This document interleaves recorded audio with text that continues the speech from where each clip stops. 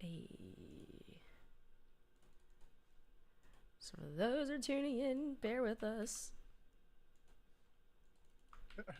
There definitely has to be like a much more simpler way to do this. There definitely is. All right, hold up. Ooh,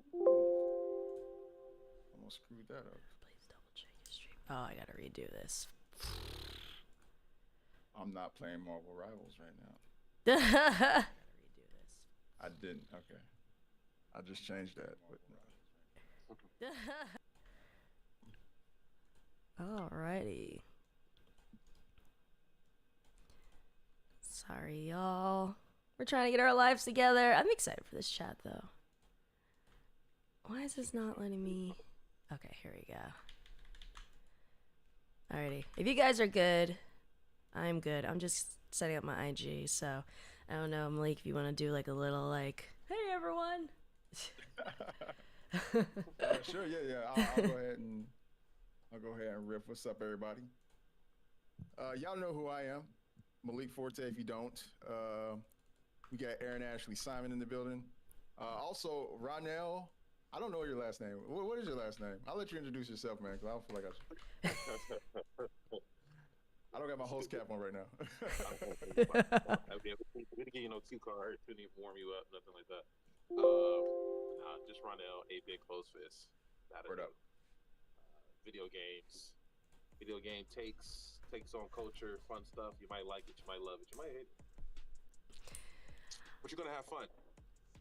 Regardless. Yes, indeed. Yeah. Nah, man, you be having them flaming hot takes, man. I agree with you most of the time. I don't think your takes be flaming hot. I just think, I think the way that you say them for TikTokers, like, you know what I'm saying? Because media literacy on TikTok's not the highest for most people, so. Yeah, no, for sure. It's not what you say; it's how you make them feel when you say it. Interesting.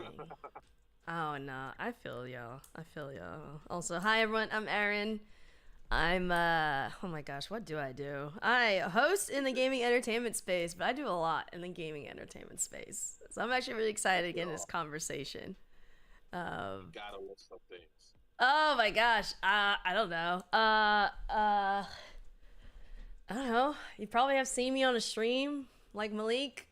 Probably seen me in content. You probably see me on stuff. I don't know what else to say.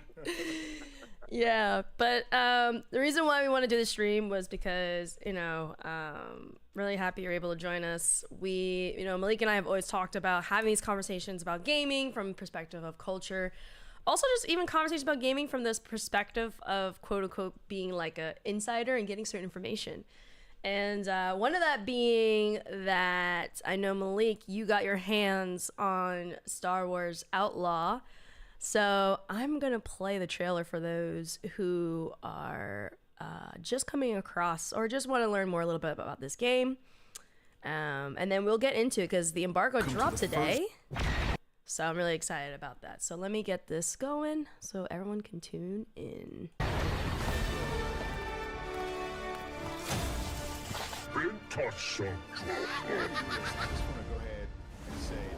Welcome to the first ever open kind of talking through the lens of gaming and culture.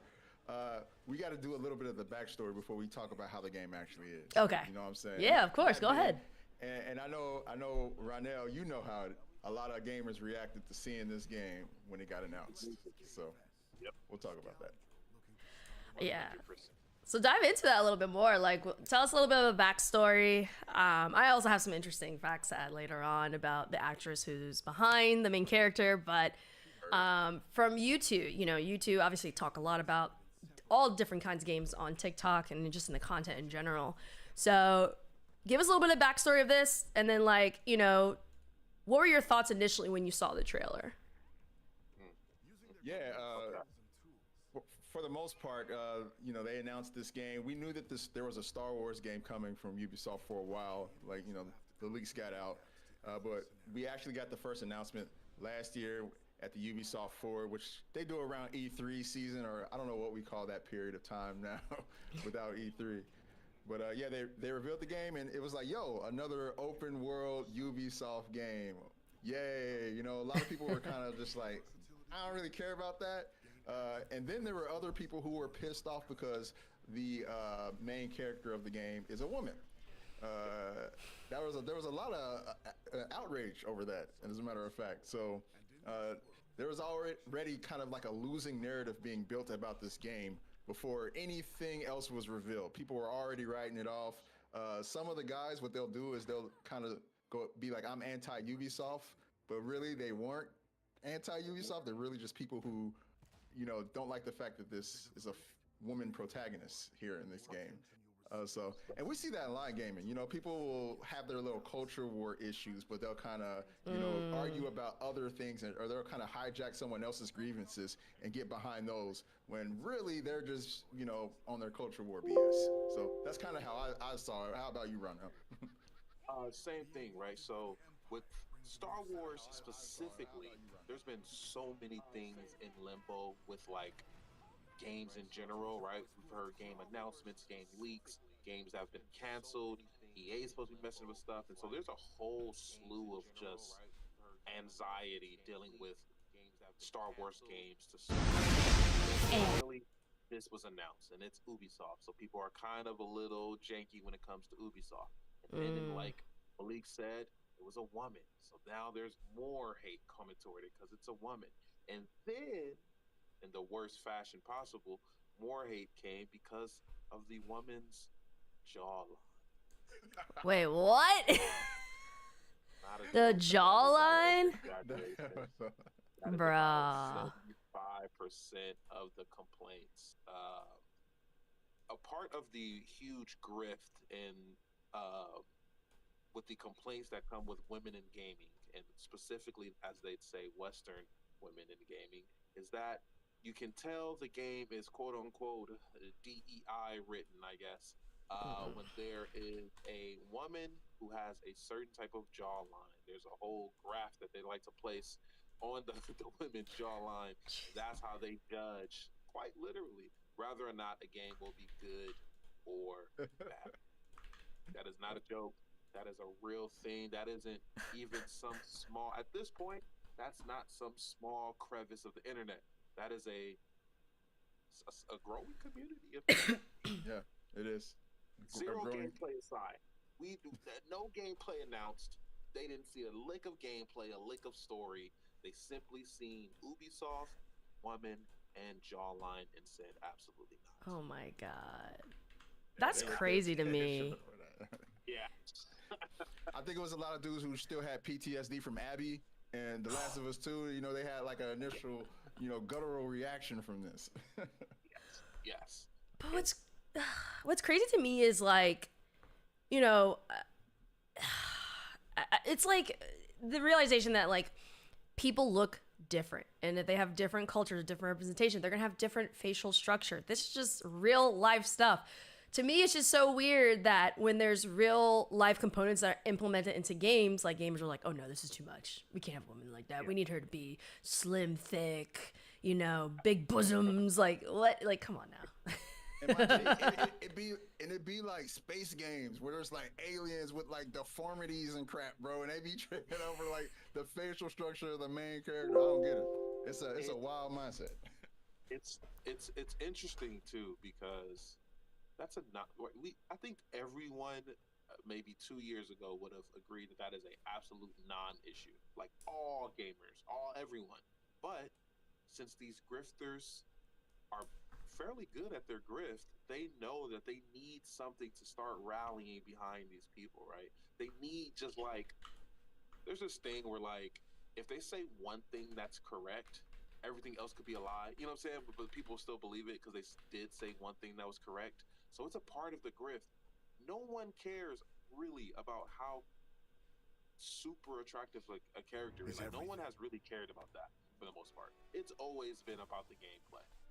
But now they found the way to support their grift in the form of saying, yo, look, here's something to look for in the game that, you know, is plaguing gaming. I don't know. It's silly. It's silly. Yeah, I'm about to pull up the character. K-Vess. Yes, Kay Vess, a pickpocket turned thief who becomes an underdog with a bounty on her head. Kay's a relatable human character who relies on her skills, tools, and her companion Nyx to get her through situations that are beyond her control. And they're considered a dual protagonist in the game's narrative, and Nyx is able to help Kay without needing force powers. So, while I'm gonna get this character up, is there any additional context we want to add, or before we dive into the actual game itself? I would say the little bit of context here. I mean, I think that's full. That's a good picture. But the crazy thing is that since this gameplay, people have played it and then it's come out and like embargo is lifted, everyone is saying that the game is good. Right? Everyone's saying that, yo, actually, guys, it's just kind of fun. It's just kind of cool. Now, what they will do with that narrative, right, is disregard it somehow, right? They will say, well, they're paid to do it, et cetera, et cetera. A whole other thing. I just posted my preview not too long ago, and I'm pretty sure in the next hour or so I'm gonna have some. This is paid. You got to be kidding me. There's gonna be a ton of comments like that. Oh my gosh.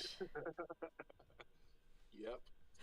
Well, the cool thing I wanted to add, which actually let me bring up the photo too for that, is I just think this is a really cool fact. So the actress behind the main character, she's Venezuelan. She's actually in the new Star Trek movie too. She just dropped that. So I think that's really cool that the one thing I really like is that there are, for video games, and especially the characters and narratives, we're starting to see more actors and actresses who aren't like the quote unquote biggest names, but have a really interesting, contribution to the video game industry in some shape or form. And I love that. I love that, like, they don't rely on like big names for all the time when it comes to video games. Maybe not the movies though. I'm trying to get her photo up 1 second. Let's see.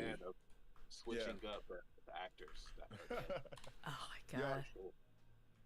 There she is. I'm trying to find. I gotta find a better photo. There you go. There she is. Let me move it over just slightly. But yeah, this is her. Umberly Gonzalez.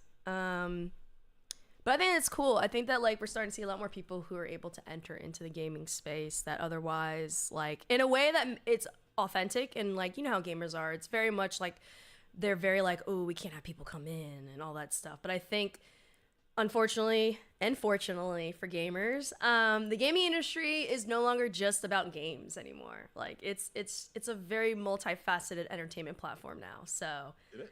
Oh yeah. Yeah. Oh, yeah. Tremendously now. I mean, don't get it twisted. The gameplay still matters, like, tremendously. But I think some folks can't be well rounded about that. They're just, it has to be one or the other for them. Yeah.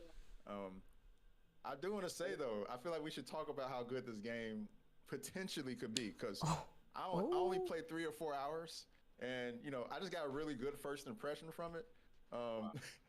That said though, you never know. Like, sometimes these previews, they be showing us the best parts of the game, and then the game actually comes out and it's not the same. It doesn't. That moment is never met. It's just like you're chasing it the entire game. But I do want to say, like, the 3 or 4 hours I played in this, homegirl, she is a great voice actress. She did a great job. Oh, really? Yeah, she did a great job as K-Vess. Like, I felt the same type of like relatability and just gravitation to her as I did to Nathan Drake. Wow. And I feel like Nolan North bodied that. But I mean, it's kind of the same role. Like, they are like these troubled, criminals who are, chasing the bag, chasing artifacts and caught up in this life of crime, but they're anti-heroes. Like, they're kind of the same vibe. And aside from that, she nailed it, man. She knocked it out of the park. So does she speak with an accent or anything in that? Nah, she doesn't speak with an accent. She's pretty straightforward. And it's a lot of good performances in this. The amount of characters that were instantly likable to me was very interesting, because I'm just like, where did they get this writing? Who's writing these lines, yo? Like, making this just so engaging for me. And just for your own background, are you interested in Star Wars? Do you play the other Star Wars, like Jedi Fallen Order? Yeah, I did. I did. I played Jedi Fallen Order. I played so many of the most abstract, weird Star Wars games that no one ever played. But yeah, no, like comparing this to Jedi Fallen Order, I feel like this has a better chance at being their quintessential open world Star Wars game. I feel like this game right here is going to be a lot more accessible for folks to play. You know how they both have like companions, like in Star Wars, it's what's the Jedi games. I think it's called BD-1, the little robot BD-1. Yeah. In this, she has, you know, Nyx, the little, I don't know what it is, but that little creature is way more useful. Like you can use it to go. You can direct it to go through vents, open doors. You can direct it to like attack an enemy. You can direct it to grab stuff that you might need that's, you know, at a distance, so you can stay in cover, and you can have it shut off alarms. It's just so much more useful, and there's like a whole like synergy that you have with the companion. Whereas I felt like BD-1 was just kind of along for the ride. And, oh yeah, go unlock this, go unlock that. You know, that was it pretty much. So where do you think this game, where does it place in the Star Wars universe? Where does it place? Like, you mean as far as like the timeline? Like, is this related to Jedi Fallen Order in any sense of the word? Like, is this a completely different universe? Nah, you know what? That's a good question. I should probably know that. I was so engaged in the story, but I did not pay attention to any of that. Like, it feels so detached from the rest of the Star Wars like lore, because there's no Jedi, there's no like Force, there's no Sith. None of that is in play at all. I'm not even thinking about like the Order.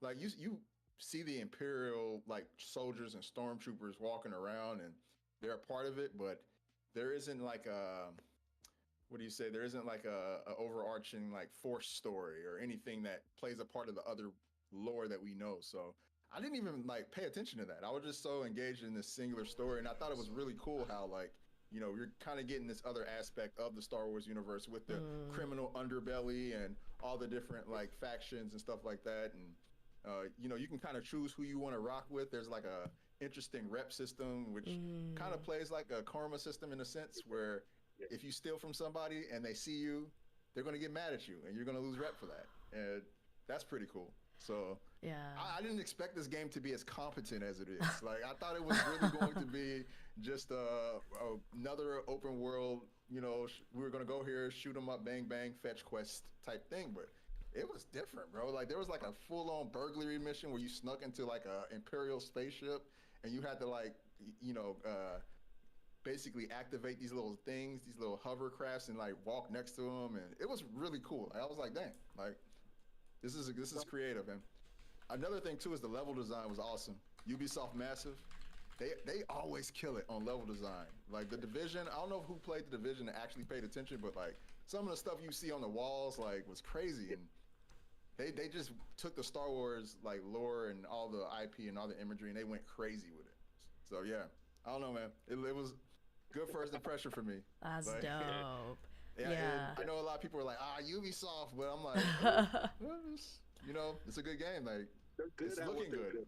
Do you feel like the sentiment and the feeling that people have towards this game is just a residual of what was happening with Assassin's Creed? Do you feel like that's the case? Probably. Yeah. Real quick, I just want to say, somebody asked me in my chat how much they paying you, Unc. And that's the dilemma, right? That's the dilemma. If you love the game, then they're paying you. If you hate the game, then you're just a hater and you're always negative. Listen, chat, I'm gonna tell y'all real quick. Gaming don't pay like that. Gaming does not pay like that. That is why we have other gigs in entertainment. I'm telling you right now. I promise you, I'm not gonna risk legal action by not telling you if I'm not getting paid or not. Right? I'm gonna tell you immediately. Oh man. Y'all don't understand. If we don't tell y'all, we gonna get nixed, y'all. It's crazy. So, do you feel like, do you really feel that kind of like the feelings towards this game is a little bit of a residual effect of what we saw with, I'll just call them complicated individuals, when it came to Yasuke and Assassin's Creed, and then when this came out, they're like, oh, we got a black character, now we got a woman. Like, what? Do you feel like it's just a residual and people are just having a negative perspective because of that, or is it just because of like previous experiences with Star Wars games? It's a mixture of all that. Like, it's a little of that. It's the fact that it's a Ubisoft game, and Ubisoft kind of has a reputation for just these generic open world games. It's the fact that, you know, they have this shady pre-order tiers where they want people to pay more for a collector's edition, and they like paywalled one of these like missions that you should be able to do for free or do as part of the full price of the game. You know, so there's like multiple little things, and just like people have a bad taste with the anti-consumerist ways of Ubisoft, and so I think there's a little bit of that. But I mean, ultimately, did we lose Wally or Rynell? Did we lose? Oh no, did he freeze? No, I should be in here. Oh, okay, you have to so hit your camera, turn your camera off, and then turn it back on. Hey, there you go. Just making sure we good. Yeah. No, 100%. I think it's a lot of things. I think it's also just this growing, out of all of that, I think it sums up to this growing gamer versus gamer industry thing that's just been going on. Like, overall, the sentiment is just the game industry is somehow against or not doing anything to please the gamers, and the gamers are just like finding a way to revolt. Some of it is valid. Like, it's a very understandable reason. Others, not so much. You know, but it's all getting bundled into that. It's all just like hate. And it's turning into the game industry. Well, I wouldn't say it's turning into. It's already been where the game industry does in fact just not really listen to gamers, like, for better or for worse. Like, and I get it, they can't. You know what I'm saying? Like, even if you can't even listen to gamers as a content creator, like I said, they'll say if you like a game, they'll say you're paid. If you hate a game, they say you're just being negative. Like, it doesn't matter. You just got to do you. Yo, this is so cool. So someone in my IG live chat, Casker Niece, asked, excited to hear y'all are looking forward to Outlaws. What do you think of the missions you got to play? And they said, I'm a producer at Lucasfilm. It's cool to see all the love for the game. Oh, nice. That's pretty cool. Nice. Wow. Yeah. I mean, I can run it back for him. I mean, I feel like the missions. So I said this in the video I just posted. The missions reminded me of Uncharted a lot. They felt like these high scale, you know, or full scale like heist missions or burglary missions where you're going into these like heavily guarded fortresses and you're sneaking through, you're using Nyx, the little creature, to like, you know, maybe distract enemies, or, you know, you're taking them out. I like to play games non-lethal, so I'm just doing stealth takedowns everywhere I go, trying not to use my blaster as much as I can. And yeah, it's just really put into it. And the amount of ways you can approach getting through these missions is really open-ended. You don't have to go like a certain way.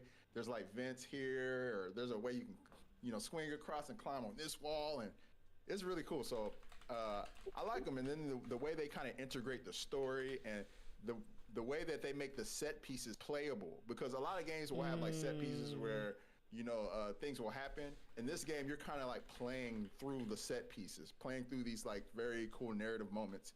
And I think that's awesome. It was obvious a lot of heart and soul went into making this game, and a lot of thought went into it, you know, and they weren't just like kind of regurgitating some random open world Star Wars game and just abusing the IP. You know, they didn't take advantage of the IP. They really like locked in and made this feel like an organic experience, an organic game. So yeah.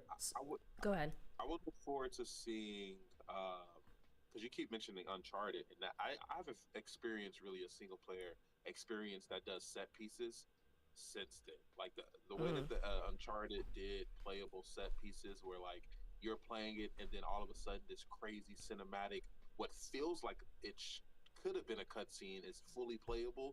You know what I'm saying? You can really experience this crazy mission. I haven't experienced that type of mission design since really Uncharted. So I would be very interested in experiencing that same thing, but in the Star Wars universe, the scope of it all, right? That could be absolutely insane. Right. Yeah. They killed it. I'm also wait to see more. Yeah, I'm also very interested to see how much more expansive we can get with storytelling with, you know, more of these open world concepts, because it's only going to get bigger. It's only going to, you know, get grander. But it's also like that balance, right? Like I feel like sometimes certain games, like for example, like I'll be honest, like with Starfield, when they were like, oh, it's open world, all that, I was like, great, I could fly around. And then when I couldn't fly around, I actually got a little bit annoyed because I was like, you know, there was this perception that you could fly from planet to planet, and then you go and you can't fly planet to planet. And it's like, I guess it's like, you know, as we're expanding, it's like setting better expectations for like what open world is, and being a little more specific, and not just saying it's open world, but you also should be explaining what those potential limitations could be when you're playing. You can fly planet to planet in this game. What? Ah! Yeah, you can fly planet. It's not as like vast as No Man's Sky. You know, you're not gonna be like going from solar system to, you know, like, or going to different galaxies and all that. It's not like that. But you know, when you're going from between planets, you can just, you know, leave the surface of the planet. A small little cutscene will play showing you your plane or your ship, you know, taking off, and then it'll show you leaving the atmosphere, and then it gives you control, and then you can go from there. So it's pretty cool. I like what I saw so far. I hope they, you know, the only problem, my only grievance with the game was the gunplay, or blaster play rather, was a little bit, it was a little bit stiff. Oh, really? Like in terms of like movement, like as in like in third person, or does it do first person shooting in third person view? It's third person. It's third person. Okay. And it's just, I don't know, it was weird because like when you're actually moving around, it feels really nice. Like when she's swinging and climbing and jumping and running. Yeah.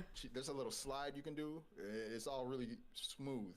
As soon as you like aim the gun, it just feels super sluggish. I don't know if it was the blaster, the way it was kicking, or a sound cue was missing and that messed up my brain. I don't know what it was, but also I have to preface that I was playing the game remotely through Ubisoft Reps PC. Like they basically let me play remote on their PC, which is, that's how they do remote events for those who aren't aware. So I was like not in full control. I didn't have the full latency-less playthrough, but I don't think it was that. I think that this is just a matter of Ubisoft Massive, you know, getting in and doing some hot fixes, and it'll be fine. Okay. But interesting. We'll see. Just you know, we'll see what happens with the full game. That's just something I kept in the back of my mind, because I know some people combat is like key in these type of games. So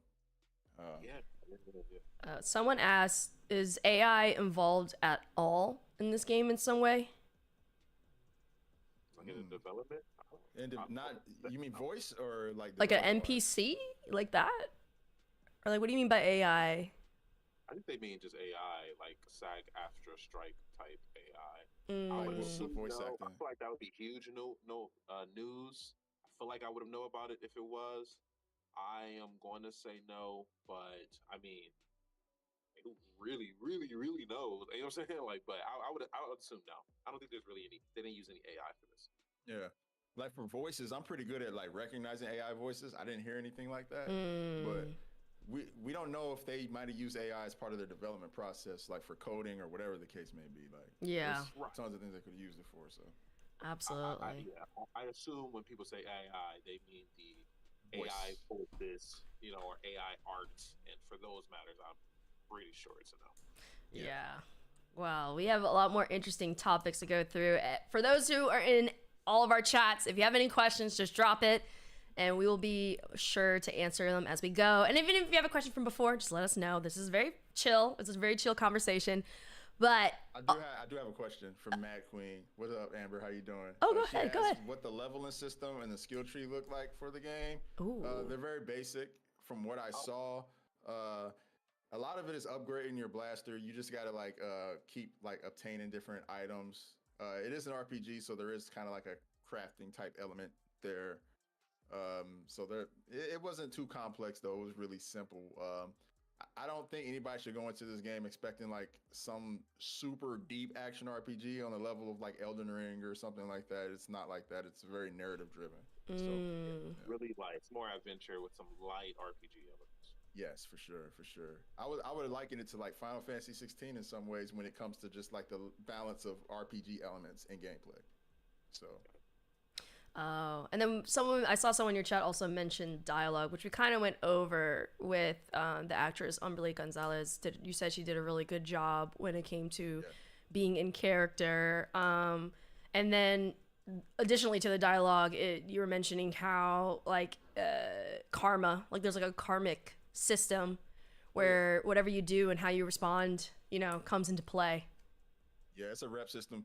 So basically, like you can, you know, you're in a crime underbelly with all these different crime syndicates, and you can like pledge allegiance to one, or you can act like you're going to work with one and betray them, you know. And so depending on what you do, your rep will go up and down. And if it's like up, you can like go into those areas of the map that they control without any resistance. But if they're, you know, if you are on the bad side of that faction, then you have to probably sneak in. You couldn't walk through the front door of that area, and if they saw you, it'd be on sight. So it's pretty cool. Rep system's dope. You know, like kind of gave me that same vibe of, I don't know if y'all remember like San Andreas, like you going into baller territory, like you're in the wrong hood. You know, it's kind of like that. So yeah, it was cool. It was cool. No, that's dope. That's dope. But no, I'm really excited. Make sure you check out Malik's impressions video later on his social media. Really excited to check it out. I'm excited to check out the game as well. But one game I did check out, and I have some interesting thoughts. We're gonna jump into Concord conversation. So I know there's many people who have their thoughts about Concord, but while I get the video up, I'm gonna let y'all rock first. What are your thoughts on the overall conversations around Concord? Which one? Whichever you want to start with. If you want to be spicy, if you don't want to be spicy, I don't know. You go. I'm gonna start with the softer side of it, and then we'll ramp it up. But I will say, first impression, I thought it was fun. Actually, that was one of the few first-person shooters I've played in a while that made me want to, like, when I got off, that made me want to get back on it. Other than like Valorant on console, I've been heavily on that one. Nice. I played just about all of them, right? X-Defiant, I hopped on, had some fun with it, solid, cool, but I was never really wanting to get back on it. Finals, hopped on it, had a little fun with the bros. It was okay for me, anyway. But I'd like a hero shooter. I personally like hero shooters.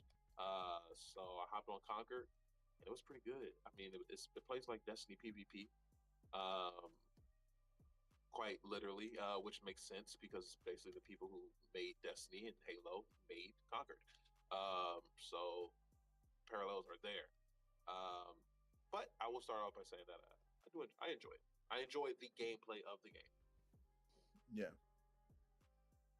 I mean, I feel the same way. Reminds me a lot of Crucible. You know, like it's just Destiny PvP, the floaty jumping, kind of like a slower pace compared to like the more Twitch shooters like X-Defiant and Call of Duty and those. So, and yeah, kind of interesting with all the like different characters and, you know, how they all have like the different guns. You know, it's kind of a class-based game, so there's an element of that. Like you want certain characters to on certain maps guarding certain corners and stuff like that.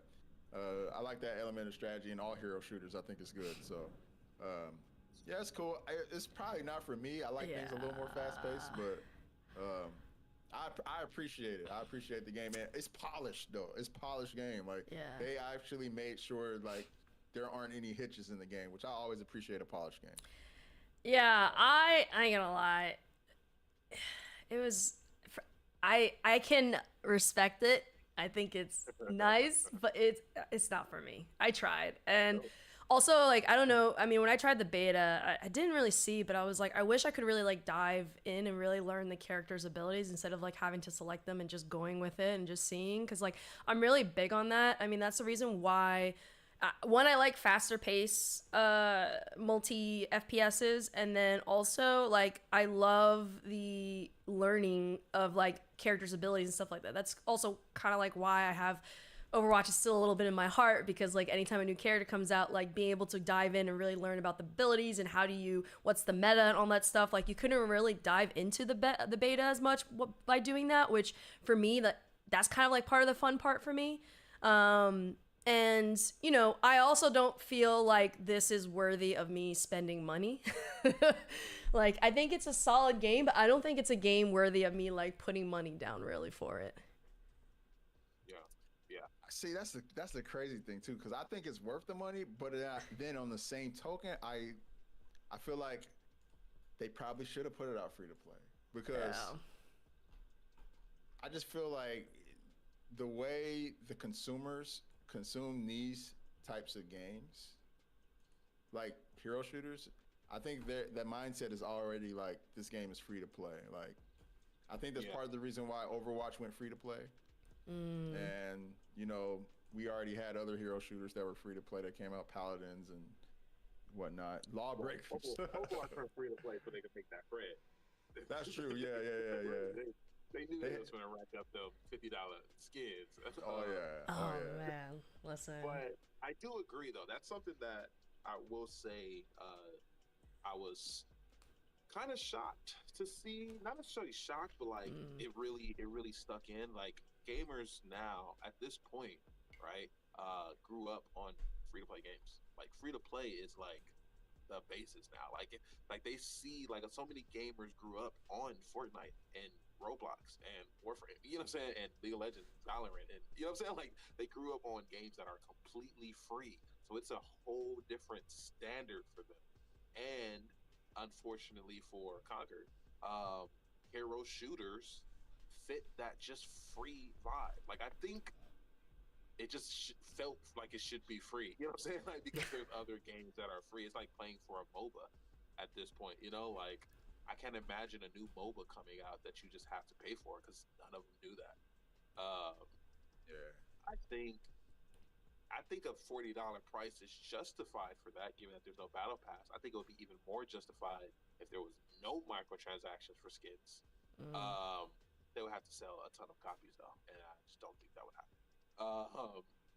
So I'm not fully against the $40 because in the same vein that people complain about free to play games, like they complain that microtransactions are killing gaming. They complain about battle pass systems. They complain about, high price skins.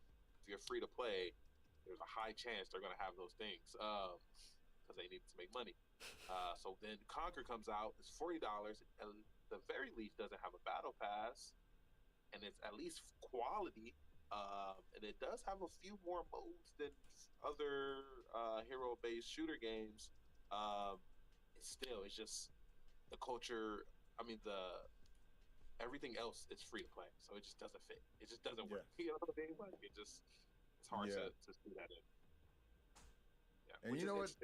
And you know what the crazy part is? What you just said is like only part of why this game is going to be a failure. It's only part of it. Right. That's the crazy part. So if we ramp it up to that next level, we got the new issue of the game, and unfortunately, a solid portion of people, which is it's laughable because it's ridiculous, but it is really sad. But the simple fact that the game has pronouns in the game makes it a no buy for so many players. Just because of that. The fact that the game has, I think it does have a white male in it, but whatever. I think it's the fact that a lot of people thought that it didn't have a white man in it made the game unbuyable for a lot of people. The fact that the game was considered to be under the DEI game creation of games, there is a lot amount of people who won't be able to get it. It also got caught in the wind of the grifters online that's waging the culture war. Yeah. You know what's crazy? This whole pronoun thing is crazy to me because I'm like, yo, everyone has pronouns. Like, like you have pronouns. Like, this is not anything new. Also, it's just shown. I also don't know what this robot is. You know what I'm saying? Like, yeah. Like, this robot can have an it. It's like, oh, it's it. Oh, D and I. Like, what? You know how many times we've had characters in actually growing up and said, I don't know if it's a boy or a girl. Like, I just don't know. You know what I'm saying? Like, actually, I've been corrected before. Like, no, it's actually a girl. I really thought it was a boy. Now we just know. What's the issue? Right. How many times have there been video games where we've created characters before all this culture war stuff was happening, before the gamer gators came out of their caves How many times have we created characters in games and had to pick like male, female, or unknown, or like something like that, So many times. How many times do these same dudes who are bitching all day pick unknown? Like, come on, man. Like, literally. I'm really I'm just sick of it, bro. I really thought it was funny. There were so many like, white men who were really angry about there only being one white male in Concord. Cause I'm like, yo, you see how it feels to be a token? Right. Oh. Like, and you always tell me to chill out when I say something about it. But when it happens to you. Yeah, it's just. How you making it about this? Yeah. Yeah, it's just crazy how now it's like people's decision on playing a game, whether or not, is if like depending on the main character. If it's a woman, not playing. If they got purple skin, oh my gosh, no. It's like, guys, like a game's a game. Like it should be for fun. There's games that have male characters or protagonists. There's ones that have women. Like there's so many games. If you don't like it, just don't play it. But like, I mean, we all know why people say woke, right? It's a racist connotation. But at the end of the day, like for me, I don't care if it's a man, a woman, a they, them, an elephant. Like as long as the game's good, like that's all I care about. The game's good, the mechanics are good, and the storyline is good. And I think that because you get all these different perspectives from different people, from different walks of life, from different cultures, that's what makes it exciting. Like you could actually be be someone that you can't usually be and learn about something. Like now video games are, there's so much more historical connotations and other things that are being added that you can learn about other people's cultures, learn about different things while playing. And I think that's great. It's like you don't have to learn about being a black person by just like being the hood and shooting people up. You know what I'm saying? Like there's other ways that you can experience and learn about different cultures. I mean, listen, San Andreas was my shit, but it's a stereotype too, Hey yo, CJ was a complex character. He really was. Once you got past the kind of the tropish like beginning areas, like that man, he grew on me. He grows on me. The crazy thing too is why I gave up on the conversations with these people is because it's not about logic or fact or anything. They want to believe this, like they want to, right? Because if you bring up Baldur's Gate 3 and its diversity and how they have specifically made sure that they, had different types of people and everything. How that won Game of the Year and is probably one of the greatest RPGs of all time, and it has all types of fuck everybody in it. They throw it out the water. Right? They say, but it's not forced. When you know what I'm saying, right? That's how they do it. You can tell when it's forced. And that's just an imaginary line, right? That's it. You can put that line anywhere with anything, right? And even though they literally said they made sure that they think about it, so it would qualify as actually forced. But because it was a good game and it goes against their narrative, they gotta throw it out. They gotta ignore it. Right. So it's a useless battle. Yeah, you're right about that. It's interesting though, because like when we have these conversations, there are some people that state that if a character's diverse, it's not going to perform well, and I'm like, they always use examples of ones that didn't do well. There's so many examples of things that have done well, like why everyone's so quiet about Miles Morales. Like that was a really good game and then had diversity in it. I mean, it was based in New York. Like that's one of the most diverse cities, right? Like. And it's just crazy.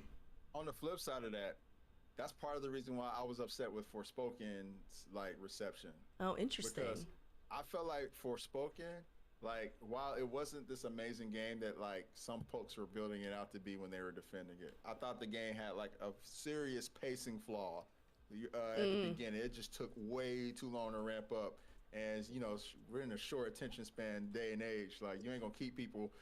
Giving them their first ability like 4 or 5 hours into your game. Anyway, people weren't even talking about that. Like there were some issues with that game that people did not discuss because they were just automatically like, this game sucks. I think they were latching on to like some of the voice lines that the little bracelet was saying or something like that, and it was kind of just irritating because it was like, yo, like we know what y'all doing, bro. Like, why don't y'all just say it out loud? Y'all getting on my nerves. And that's the thing that sucks about it. Like, it's just a weird thing with gamers, and I think his own controversy aside, but Adam Sessler has recently been on TikTok, and he's been talking about a lot of things. And he brought up how gamers see like games that they like as like this cultural monument, this cultural trophy. So if you bash it or you say anything, not even bash it, if you even say anything critical of it from soft gamers, then they lose their mind, right? Wait. Did you say Sessler's on TikTok? Adam Sessler is on TikTok. Wait, really? Since when? When? Yeah, I'm not gonna lie, he's dropping some bombs. Like he dropped some. Wait, you're gonna have to drop the link later. I did not know he's on TikTok. I gotta check it out. It's really good stuff. I'm glad he left Twitter. You know what I'm saying? Yeah. You gotta leave Twitter, bro. Let's leave it. I get it, and I do. Times. But yeah. So he was just saying that, and it's 100% true, right? Gamers don't know how to, and I think I blame a little bit of YouTube. This is a whole nother conversation, but gamers don't know how to just like critique a point. You know what I'm saying? Critique a game and understand what they didn't like about it, and then leave the rest of the game untouched. Specifically, like I'll take Suicide Squad as a great example. Suicide Squad had a myriad of issues. You know what I'm saying? Like none of them really was the dialogue, right? None of them really was like the character choice really of them existing. It was so many other things that was actually wrong with that fucking game. Like there was a lot of things out the gate that is ignored because they want to focus on the fact that Lex Luthor said patriarchy. You know what I'm saying? Right. And then they wonder why their games don't get better. You know, it's like you guys aren't offering any constructive criticism or, you know, legitimate feedback to what's wrong with the game. You're just being outraged about the same thing the next man's outraged about, you idiots. Like, well, I think part of it too is that, which I'm really, by the way, I put up South of Midnight trailer because I'm actually looking forward to that game. But the thing that I think contributes to it is that a lot of gamers don't quite understand the industry and don't quite understand certain terminology. I remember, oh my gosh, what's Homegirl's name? Why am I going blank? She like brought up a terminology that was it used the word disability, brought up the terminology, and people got really mad at her. But it is an actual gaming term. And then people, you know, there's individuals that thought she was being ableist. You talking about Lana Pierce? Yeah, Lana Pierce. Yep. Yeah, Lana. Yeah. And, you know, and there was a big blow up on Twitter about it and also online. But, like, that's an actual terminology that's used in the gaming space, right? And it's just like, you know, I'm hoping that as the industry expands, like, they're, you know, I mean, maybe not on Twitter, but there could be some educational component to it because I think that there's aspects of the game, and part of the reason why people can't really give their feedback is they don't really understand how games are made, and they don't really understand the process, and they don't really understand certain terminologies. It's the same way, Malik, that when we had conversations about like esports, right? Like there's so many things people are like, why is it not like this? Why can't esports just get more money? It's like, that's just not how it works. Like the behind the scenes is so different from what fans see or even know, and I think that that's also causing that disconnect too. That was a lot of the pause button controversy, right? What you're talking about. I have a kid, so I'm like pro pause button. Right? I don't even think it's that deep. Why not? But anyway, I agree. I think it's part of it, and I always say this too. And just recently, I got like some more insight on it, but I've always thought it was weird how gamers, as passionate as they are unlike music listeners or even movie watchers. Music listeners, if you love music, you really love music, you peek behind the curtain at least a little bit, right? You maybe dabbled in creating it, maybe you kind of like looked into the artist. If you love a band, you looked at the drummer, you looked into his background, you at least watched videos of him drumming, you peeked behind the scenes at least a little bit. You know what a drum or a snare hat is, you know, or like at least a little bit. Movie makers, I think the same thing. You look into at least the directors, maybe you look into the actors, maybe you messed around with filming a little bit if you really love movies. Gamers don't peek behind the curtain. There are so many gamers that have been so passionate about games, who have no clue that a game developer is different from a game publisher. Like they have no clue, like at all, how games are made at all, and I think that's shooting us in the foot. Um, but at the same time, I think some of it is because um, music is taught in schools, right? Movies, filmmaking is a class you can take pretty easily.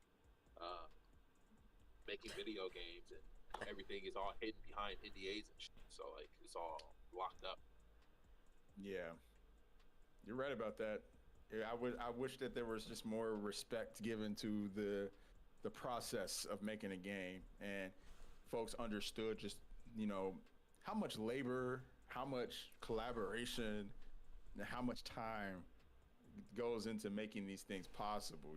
Like these are like paramount feats that are done like on the regular in this industry, and And I would go say, ahead. and like just how simple some jobs are, like just the vastness of game developer, just the title alone.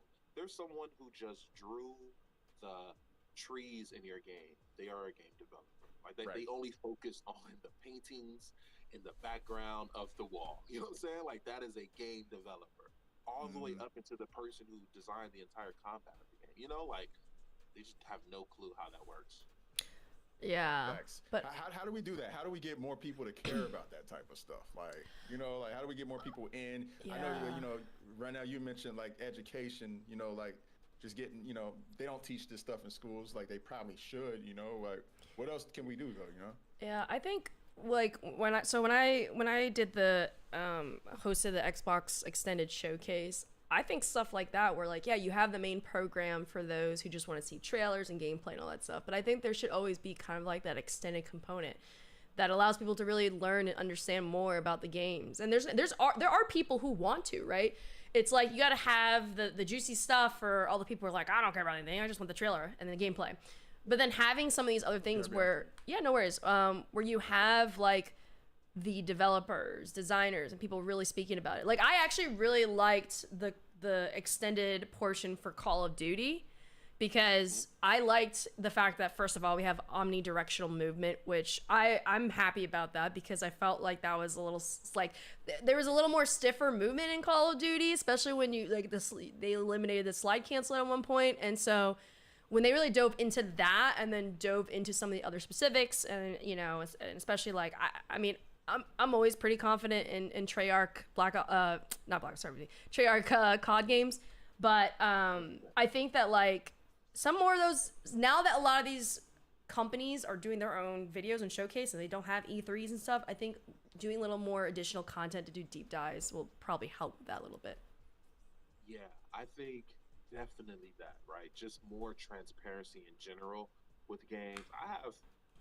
Yeah, I think another good reason, I mean, another good way would be just game developers speaking up about what they did, Mm. right? And there were, I mean, I know a lot of it is NDA'd, most of it is NDA'd, but being able to like once the game come out, just to maybe say, yo, I designed these flowers. You know what I'm saying? Like this Mm. was my job. You know what I'm saying? Like here's how you design flowers in a game, right? I think just simple stuff like that can help. But I also think what I'm saying? Patent pending. This is my great idea. You heard it here first. Ronell, 8-Bit Close Fist. Make sure you follow me on TikTok, Twitter. Yeah. One is that I think there should be, I think these companies should hire more jobs. I know there's community managers, but I think they should hire jobs that are like, you know how Key used to like translate Barack Obama and like angry at Barack Obama. Remember like that whole skit where like Yeah. Obama would yell and then he would have a translator or something to say what it says. I think they should do that for these different game companies and these games that can like bridge the gap between the actual developers and the actual gamers specifically. So like if Mm. they say, yo, um, add this, I think they should have videos and someone explaining what that entails, right? The type of people who was involved in that, the type of hours that would involve, what that would literally look like as far as code, how that can affect other things. I think stuff like that can be very helpful. Uh, the second one is I think we could just do cool, full-on movies. Like I think there should be a cyberpunk movie. What happened, right, with cyberpunk? And just telling it. Obviously, it'll have to happen like 15 years later after NDAs expire, but I think that should be a whole entire movie, right? Of explaining exactly what went down, like the investors getting involved, the investors putting pressure on the publishers, who puts pressure on the developers, and the crunch, and like that'd be a crazy good movie. But yeah, like The Big Short almost, but with video games. Right. Yeah. Yeah, We haven't really think stuff gotten like a that. legit one for any of the big games, have we? Like, I know there was like a GTA movie, but that was like more. It wasn't about a process of making a game. It was more so just about like the founders of the studio and their lives, pretty much. Yeah, yeah. I think we should go get into them. I think we had a Tetris movie, and that show more so talked about the impact of Tetris and the Yeah. inspiration and all that stuff of Tetris, and that's Yeah. cool. But I think we need to get into the development of it. I think that could be really good stories. Again, kind of keen to like The Big Short, where we're like diving into like we follow a couple of developers, their different lives, and like what they did. And I think that could be really good. We could do that for quite a few, quite a few. You know, that brings a good conversation. Like, what movie would you all want to see for like a situation with a game or game franchise? You mentioned Cyberpunk, but like, is there any other that stand out? E.T. is good, I think. Like an Atari joint. I think that could be cool. Yeah, that would be good. How they forced that thing out in like a week or something. Cyberpunk is great. I think you can do some successors. I think Baldur's Gate is a great story. Larian Studio, CEO, has a fantastic story. Ooh, I got one. Think about all the failures like the day before. I feel like they Oh yeah, talk about. But yeah, they want they hiding that story though. That's buried. right? Somebody probably gonna be somebody probably gonna get before that story come out. Right. You know what would be a good one? I got one. So I don't know if y'all remember the story of Respawn and how Respawn became what they are today, and how Vince left Activision and that whole falling out he had. I feel like that would be a very interesting story, because Call of Duty went on. Like, Call of Duty went on. Some will say it probably grew a lot more after Vince left, but like that man is the reason why it is what it is. Like, he built that engine, So I feel like that would be a real interesting story, and just kind of showing how like Respawn still ended up successful. Like they still ended up doing their thing. It kind of goes to show like true talent can still prevail, because there's been many times where that talent has not prevailed in the gaming industry. Like, so many stories of people just getting fucked over with no regard. And yeah, it would be interesting to see like what what that story was and how he was able to do it. Absolutely. Like, I could see some success stories. Like, I think Destiny could be cool, going from Destiny to Destiny 2, and how like they broke away from like Activision or whatever. I think that could be an interesting story. I think Among Us could be a fantastic story as well. Like that whole story with Innersloth and how they've grown from indie to giving money to other indies with Outer Sloth. I think that's fire. Hello Games, and like No Man's Sky, that whole thing, how the basement flooded. The basement flooded beforehand. that was crazy. No, absolutely. And showing the details of it. Like what were the obstacles specifically, not just funding or adversity, but like literally figuring out how to code this. What happened and what did you do to fix it? That sort of thing. Someone in Mad Queen in Malik's chat says, I like developers to look into more movies to create games. I'd kill for a 13 Ghosts game. Oh, wow. That's a deep cut. That would be cool as shit, though. Where's the Kill Bill game at, man? I should thought man, listen. It's man. I spoke to one of my friends. She does a lot of like licensing. Licensing IP is so complicated. Yeah. That's also why we don't see like certain movies into games and vice versa, because like also like it's based upon the company, and then if someone wrote a book and that book, movie was made off of the book, then they have a say, and it's so complicated. Yeah. All that stuff, or even explaining NDAs. You know what I'm saying? Like to the public, like full on expose on how NDAs and stuff work. Like I think even that would be interesting. I just think the people need more mediums to understand the industry. Like journalists. I think there's a lot of journalists, IGN, deep dives, like game journalist deep dives, and like, how why we even have to expose that we're getting paid, like sponsored content. Like that wasn't always a thing. You know what I'm saying? Like that so people understand the story of that, how it's not just like it's legit legal shit. You know what I'm saying? Like that happened. That's the FCC, man. Right? They ain't playing. It is. Oh, we're actually getting more questions. And then after the question, I guess we can also jump into Marvel Rivals. Mandalorian Martin asks, and this is kind of going back to Outlaws. They just came back. They said, question: do you think they will reduce the price on Star Wars Outlaws? Not right away. Yeah, at some point. Like in the future, but maybe for Black Friday, depending on how it sells. But Ubisoft doesn't do it like that. Yeah, I would say they don't really drop until their next game comes out. Like the next game of the installment comes out for the most part. But you might get like $4 or $5 off some random site. Some random site. The interwebs. Right. But let's go on to another highly talked about game, Marvel Rivals. Been playing the gameplay from folks over at IGN with the Punisher. Obviously, there's other characters you can play as. Were you able to try it out? And if so, what are your thoughts on it? How do you feel about this? And I know that they were saying that there was comparisons between this and like an Overwatch feel and vibe too. So what are your thoughts? You can go first. Yeah, I'm gonna do my thoughts. I'm gonna probably be heading out in a minute.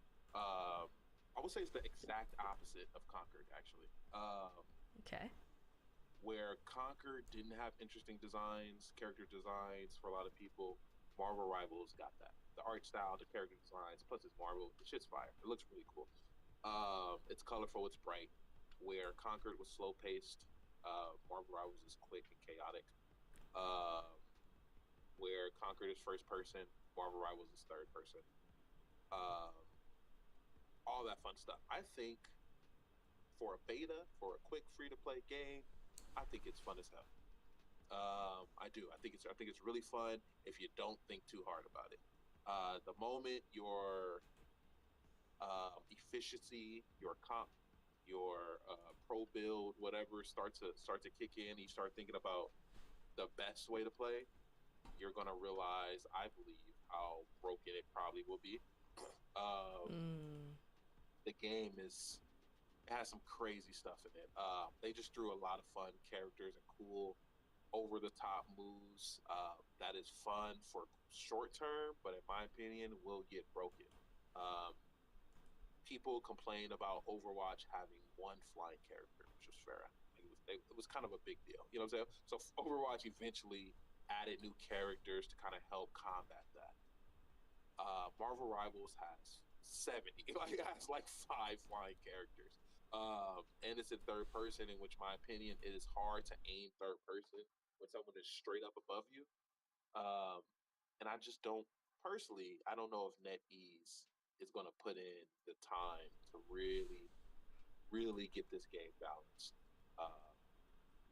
So my impressions of it is that it's really fun and it's over the top and it's crazy. If you don't think too much about it, I think it's gonna be pretty broken. Is it 5v5? 6? Okay, because I do know there's conversations about even Overwatch going back to 6v6. Yeah, they basically did everything that Overwatch didn't do, right? Like a lot of the complaints from Overwatch, they just put it in there. 6v6, big, strong, over the top moves where it's like nothing's really nerfed, right? There's a lot of CC. There's a lot of opposites going on. Is it similar where it's like it's like tank support DPS system? Same thing? Yep. So it's 2-2-2? Yep. I mean, it can be 2-2-2, but there's no roll lock. So, there's no roll lock. Oh. If you want to do a 3 tank, 3 support, 4 DPS, 2, I mean, anything you want to do, really, you can. I mean, it's pretty much like, from what I've played though, panning out that you'll sometimes see 3 attack, but for the most part, it is 2-2-2. So I mean, at least they got that. It is very, like he says, very unbalanced, but I mean, at the very least, I like from what I played, and I'm only gold ranked right now in the competitive, because I mean that's kind of how I gauge balancing is like whatever people playing in competitive, you know. And Got it. so far, I'm only in gold. I'll see how it is when you get a little closer to diamond and stuff. It feels like people are sticking to 2-2-2 and not really breaking out of that, and the teams that do break out of that typically put themselves at a disadvantage, depending. So. Yeah, we'll see how long that sticks up. But I mean, there are heroes that are just like too OP at certain points.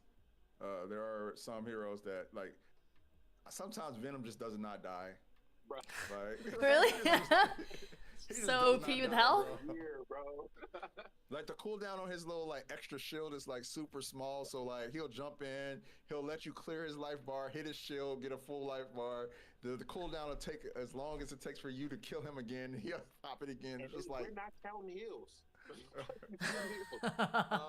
right, no heals, like Which is crazy to me because one of the biggest quote unquote Concord issues was a long time to kill. And I have seen quite literally so a lot of those same people say like Marvel Rivals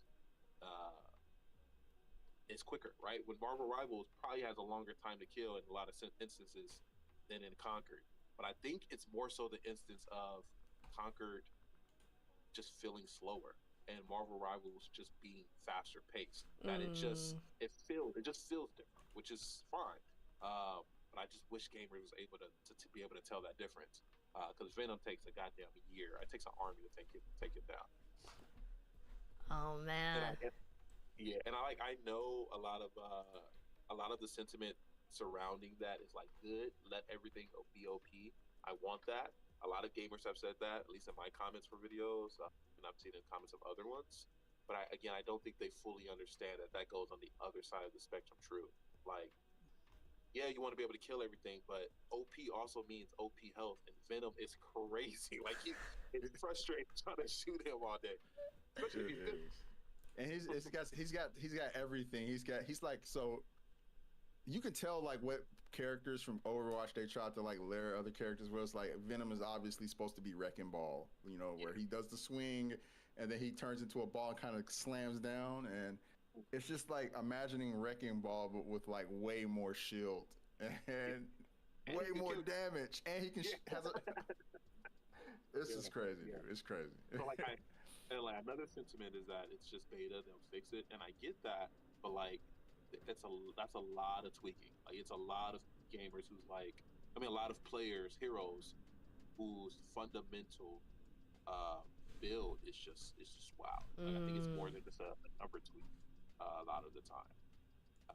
But other than that, it's cool. It has good destructible environments and cool. I'm sure it'll have a ton of skins. And it's very pretty to look at. So yeah. It's got your favorite Marvel characters, you know, like so people already have that attachment. There's a clan system, a built-in tournament system. It's a quality of life stuff that we've wanted in Overwatch that they put in here. So 100%. 100%. Oh, man. It's clear that they were studying what was going on in Overwatch. Like, it's very clear. Yeah, I'm sure they're doing that because they want to pull those people over to this game since it's a little. I mean, listen, I at least from I've been playing Overwatch with my friends a lot. For me, well, certain tanks I'm not fucking with, but.